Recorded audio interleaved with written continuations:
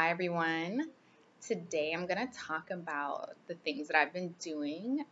I just posted a video, so it hasn't been that long, but like I said, I'm trying to make sure that I'm completely competitive and that I am successful at not only pre-med, but getting into med school and becoming a physician. So today I'm dressed up. I mean, I guess you could call this dressed up. I have a dress on, but I just came back from work and I figured that I would make a quick video. This will be shorter than the last ones, I promise, and just kind of talk about my day and what made me feel like, okay, today I definitely know I need to go back to school, and not just any schooling, but to med school, because currently I work as a pharmacy auditor for a pretty big company, and I guess if you're okay with sitting in a cubicle for the rest of your life at a dead-end job, then this is the perfect situation for you. You should apply. I might let you know where I work so you can take my spot when I leave.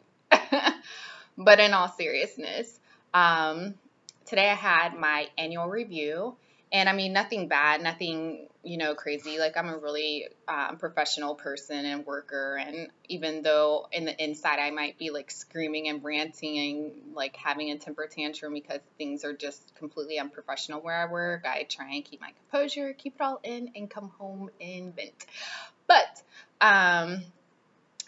having your middle management person, as I will call them, sit there and say that basically 49 cents is like really great and, just an awesome job, and like you're barely making over like 30 some thousand dollars a year.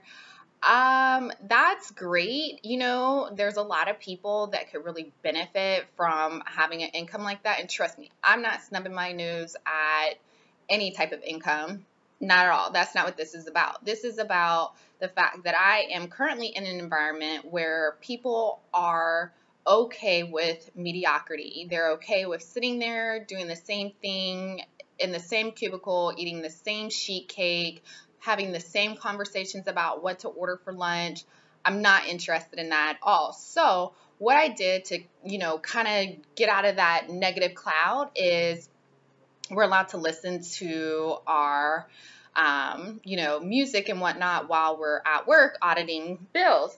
So instead of listening to music like I typically do, I decided to kind of search through YouTube and kind of listen to some people's YouTube videos to get inspirations on making sure this is the right journey for me. So I listened to a lot of people about, preparing for their post-baccalaureate, preparing for, med school if they're straight out of high school, things of that nature, making sure that you are on top of your game and, allowing yourself the time to really study and be an active studier.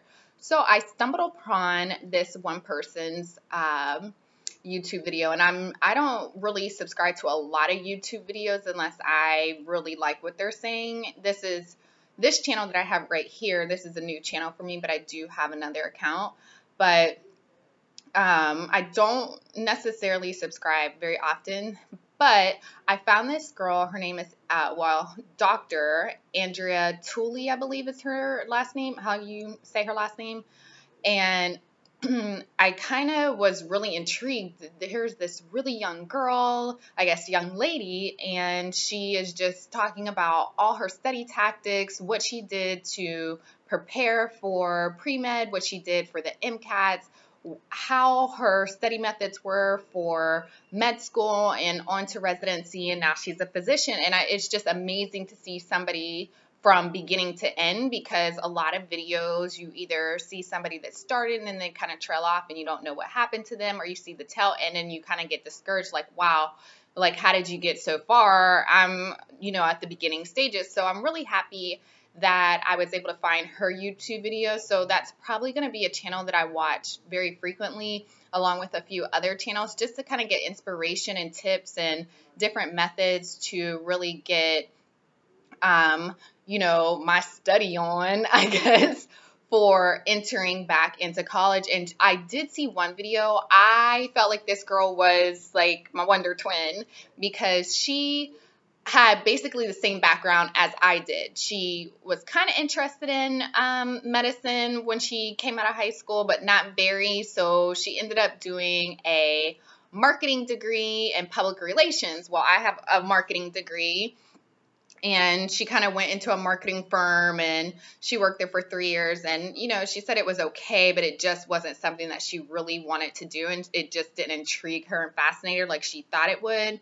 But she was scared to kind of go back to school because, she just got her degree, she just graduated, and here she is working for this company.